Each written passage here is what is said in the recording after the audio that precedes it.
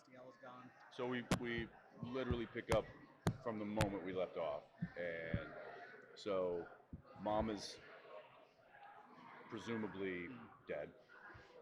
She's gone. Cass is also laying at Dean's feet. Um, Kelly's gone. Crowley's dead. Like it was a bloodbath, and so Dean basically does the one thing that he knows what to do, and that is uh, take care of the threat. And in his mind, the threat is the Nephilim that is inside the house, the Lucifer's love child. And so that's what he does. He's like, I don't know. He doesn't know how to react or how to process what just took place. So he's going to do what he does know, and that's to alleviate the threat. That then turns out to be a little bit more difficult than he expected because Sam stops him and says, "Let's think about this." And so that's kind of a bit of the struggle in the first couple of episodes. So you'll see that, but it's kind of one of those things where it's almost too much for him to process.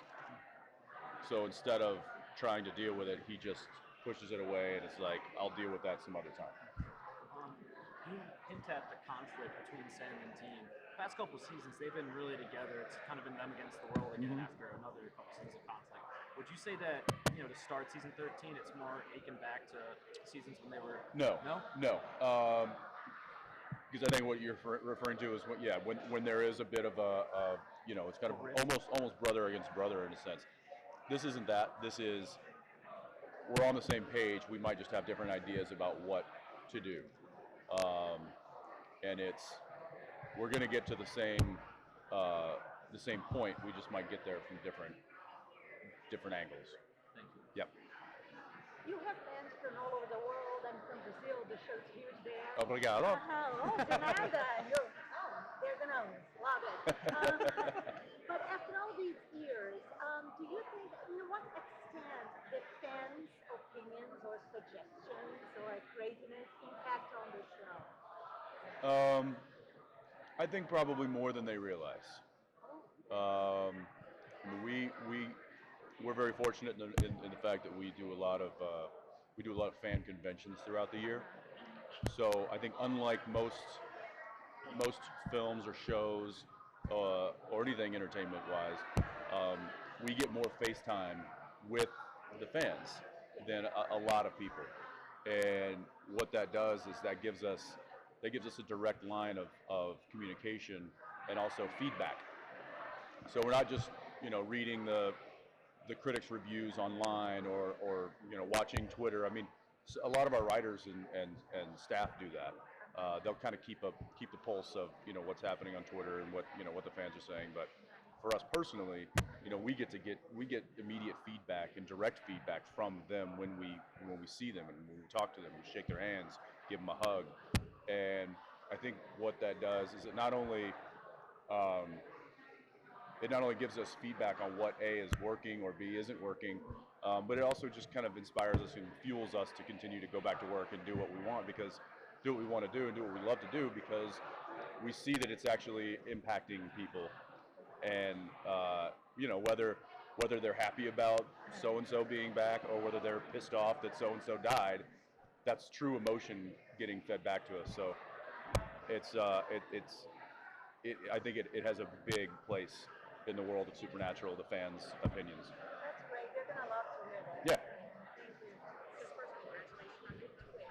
Thank you. And secondly, are you the director here? If you directing real world or apocalyptic world? I'm not. I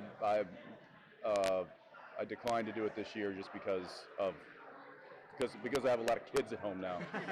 They need some dad time. So I won't be doing it this year, but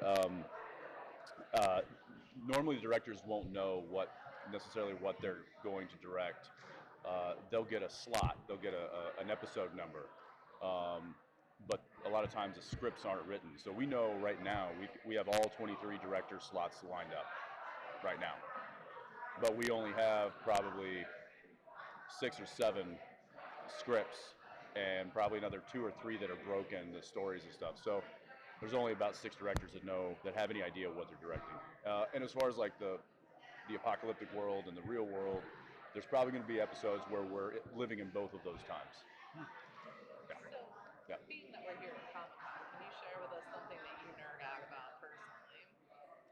That's my biggest complaint. I don't get to walk the floor and nerd out on things that I know I would. You know, I try to get as much of a look around the floor as I can, but I can't really see anything. So I'm kind of bummed, and I try not to look and see what's out there, because I'd be like, oh, I wish I could go see that. Dress up like Green Arrow.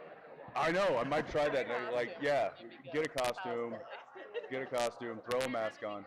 Too good, because then he'll want pictures with you. Oh yeah, that's true. Yeah, I'll get my 4-year-old to design it. Yeah. Yeah. Awesome. Thank you guys. Yeah.